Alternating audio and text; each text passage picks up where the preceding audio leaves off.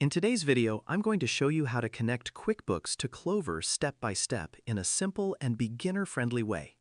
If you're using Clover for payments and QuickBooks for accounting, connecting these two can save you a lot of time by automatically syncing your sales data, transactions, and reports.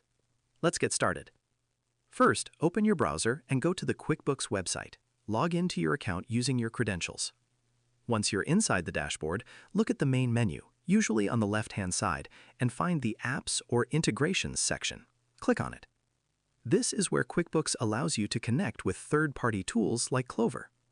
Now, inside the Integrations Marketplace, use the search bar and type Clover.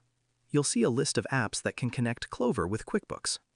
Look for a reliable Clover integration app. This might be an official connector or a trusted third-party app. Click on it to open the details page. Take a moment to review what the integration offers. Most of these apps will automatically sync your Clover sales, fees, taxes, and payouts into QuickBooks, helping you keep your accounting accurate. Once you're ready, click on the Get App Now or Connect button. Next, you'll be asked to sign into your Clover account. Enter your Clover login details and allow the necessary permissions so the two platforms can communicate with each other. After that, you may need to configure a few settings, like choosing how sales are recorded, mapping accounts, or selecting sync preferences. Don't worry, most apps guide you through this step. Once everything is set up, confirm the connection.